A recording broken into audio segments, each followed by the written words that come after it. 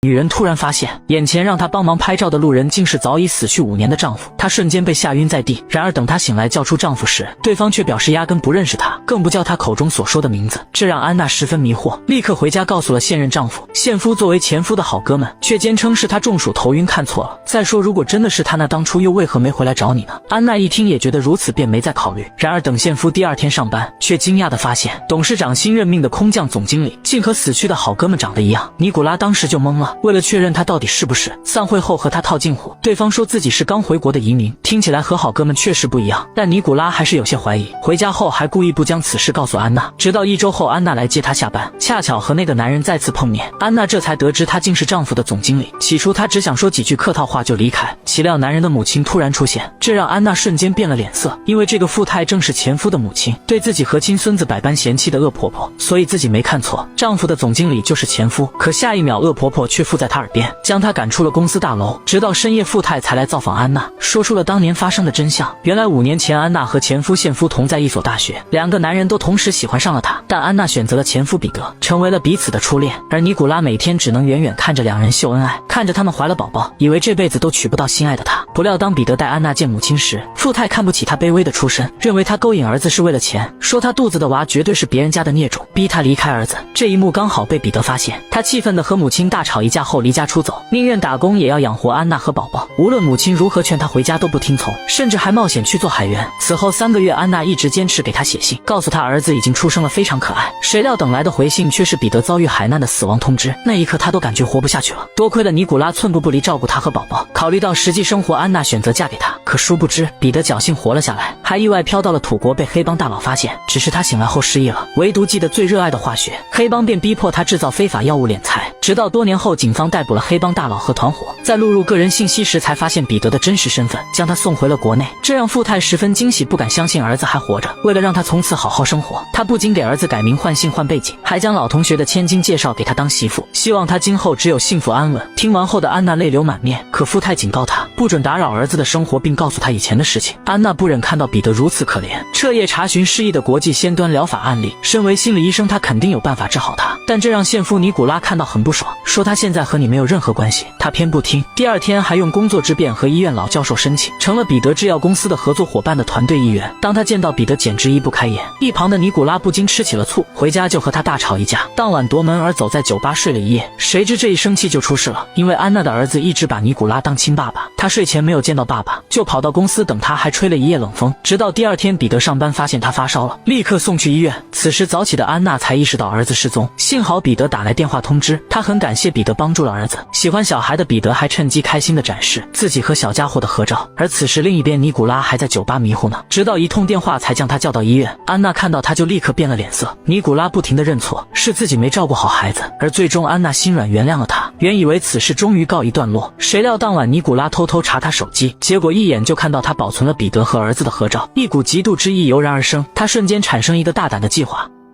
小男孩第一次自己逛街，就遇到了失散多年的总裁父亲，可彼得却压根没认出儿子，还以为是下属的孩子。直到孩子母亲安娜撞到这一幕，看着失忆的前夫，却不能告诉自己是他的前妻，儿子就是他的亲生骨肉，因为他被恶婆婆警告过，而自己也有了新丈夫。但有时还是忍不住穿上前夫当年买给自己的定情信物，殊不知前夫他已经娶了门当户对的富家千金，千金为了套牢他想和他生娃，可彼得对他没有一丝想法，反倒愿意买套最贵的儿童化学玩具送给安娜的儿子玩。当安娜现夫看到玩具，立刻就吃醋和他吵了起来，追问他们为什么背着自己见面，手机上为什么还有他的照片。安娜对他很无语，解释彼得都失忆了，你还不放心我们？我承认自己的记忆里还有他，但一切都回不去了。听到这些，尼古拉觉得心底有些冷，建议不如先彼此冷静一下。从此安娜专心工作，帮助医院里一个患病的可怜孤女，而她所在的医院和彼得公司正合作开发新药，不可避免2人总见面。千金得知丈夫总不回家，还和安娜待在一起，很不高兴，竟私下找到尼古拉，让他管好自己的老婆，不如我们联手捍卫自己的家庭。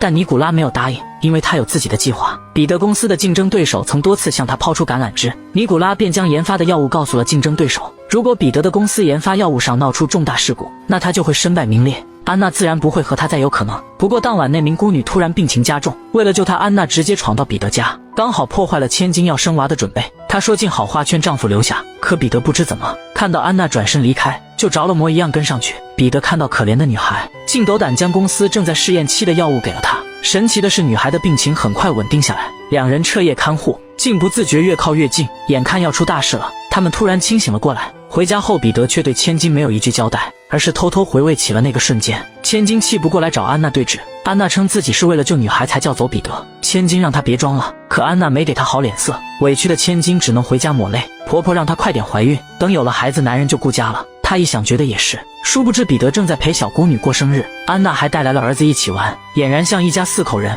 不料这时千金到了，但她却一改往日态度，只是乐呵呵打了个招呼就走了。可转眼回到公司，她就来闹尼古拉，你是不是男人啊？见他不配合自己还扇他巴掌，谁料这一下把他打爽了。而另一边，彼得的公司本该将刚研发的药物送到医院，可半路却被竞争对手打劫，将药物调包了。安娜还以为是正确的药，就用在了女孩身上，结果当天女孩就陷入昏迷，消息很快上了头条，彼得的公司乱套了。千金为了保护她对媒体承诺，丈夫绝对不会出错，殊不知竞争对手正满意的看着新闻，而彼得和安娜都被拘留了。在无人知晓真相的情况下，富太劝儿子，你说是安娜私自更换药物，你就能获得保释了。可彼得却拒绝，而安娜那边，尼古拉也劝他都推给彼得，他也同样不听从，说相信彼得绝不是那种人，等警察调查结果出来你就知道了。这让尼古拉不知如何是好。当看到可怜的小女孩昏迷，他找到竞争对手质问，你保证不会让任何人受害，我才将机密告诉你。可这时竞争对手已经不需要他了。尼古拉后悔自己一时冲动干了糊涂事，直接到警局坦白，可警察认为他和小女孩一事没有直接关系，让他写个文书就让走了。千金一起看护孩子，